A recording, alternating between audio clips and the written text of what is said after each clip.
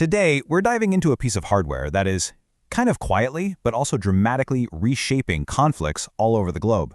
This is the story of China's Wing Loong II drone. What you're looking at here is a new and very consistent presence over modern battlefields.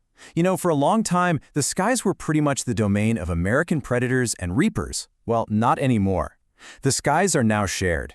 This drone has been spotted in action all across the Middle East and Africa, making it one of the most significant new players in aerial warfare, for sure. So that really brings us to the core question, right? This isn't just about another piece of military tech. It's about how this specific drone managed to completely bust into a tightly controlled market and give a whole bunch of new countries some really advanced strike capabilities. All right, let's meet the star of the show, the Wing Loong II. It's what's known as a medium-altitude, long-endurance drone, or MALE UAV. It was developed by the Chengdu Aircraft Design and Research Institute, which is part of China's Giant Aviation Industry Corporation, or AVIC. And it's really designed for two things: high-end spying and, well, taking out targets with pinpoint precision. So, what's under the hood? What makes it so effective? Well, looking at the specs, it's about the size of a small plane. It's powered by a WJ9 turboprop, and it can stay up in the air for up to 32 hours. But here's the really crucial part. It navigates using China's own Baidu satellite system. That gives it total independence from the American GPS network. And let me tell you, that is a huge strategic advantage. So the obvious question is, how does it stack up against the gold standard, the American MQ-9 Reaper? Well, on paper, the Reaper is superior in pretty much every category. It carries almost 3 times the payload, it flies faster, higher, and further. You can even see the family resemblance, right? Right down to that V-tail. But stick with me, because these performance specs, they are not the whole story, not by a long shot. Specs on a page are one thing, but a real combat record, that's what military buyers actually care about. And in that department, the Wing Loong II has been, well, very busy building up its resume. So what's with this number? 12.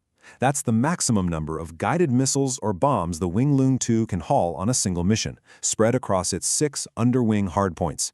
For a drone in this class, that is a serious amount of firepower. And as you can see right here, those 6 hardpoints can be loaded up with a whole menu of different munitions.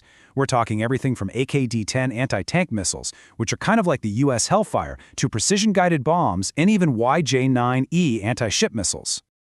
Now, this was a key moment in this drone's history. In a test, a single Wing Loong II hit 5 consecutive targets using 5 different types of weapons, all in one flight.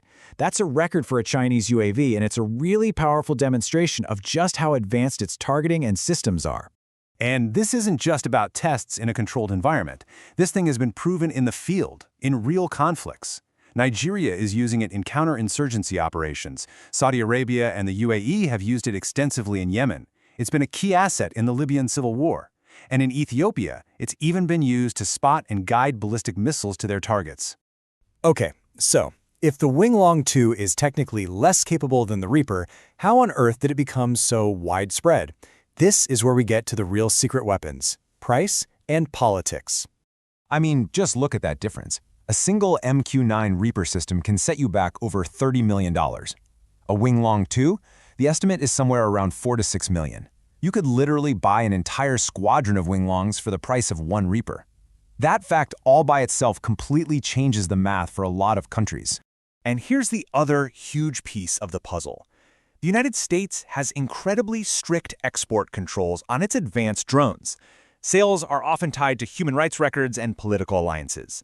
China, on the other hand, is known for let's call it a much more permissive approach. So what's the bottom line here? China stepped into a massive gap in the market. Countries that were flat out denied American technology, like the UAE and Saudi Arabia, they just turned to Beijing. China basically became the go-to supplier for any nation that wanted advanced drones without all the political strings attached. But the impact doesn't just stop with traditional warfare. The availability and adaptability of this Wing Loong platform are creating entirely new strategic possibilities. Okay, now this is fascinating. China's Coast Guard is flying these things on patrols. Why? Well, think about it. Deploying a drone with a white Coast Guard paint job is seen as way less provocative than sending a gray military fighter jet. It lets them keep a persistent eye on things in a way that helps manage escalation. And it's not all about conflict either. There are specialized versions like this Wing Loong II that have been deployed to disaster zones. After a massive earthquake or a typhoon, a drone like this can fly over the area, check out the damage, and basically act as a temporary flying cell tower to get emergency communications back up and running. So just as the world is getting used to the Wing Loong II, guess what? China is already rolling out its successor, and the leap in capability is, well, it's staggering. Just look at these numbers. The range jumps from regional to basically intercontinental. The payload capacity increases by almost 5 times. This isn't just an upgrade. We're talking about a whole new class of strategic asset, something capable of reaching across entire continents. And here's what that looks like in the real world. $5 billion. That's the reported price tag on a deal for Saudi Arabia to not just buy the new Wing Loong III, but to build its very own factory to produce 48 of them a year. This isn't just about selling hardware anymore. This is about exporting an entire military-industrial capability. You know, for decades, advanced drone technology was the exclusive domain of just a few superpowers. The Wing Loong II changed all that. It proved that good enough, when you pair it with a low price and no political strings, is a world-changing combination. And that leaves us with a final, really critical question. As this kind of power continues to spread, who will truly control the skies of tomorrow?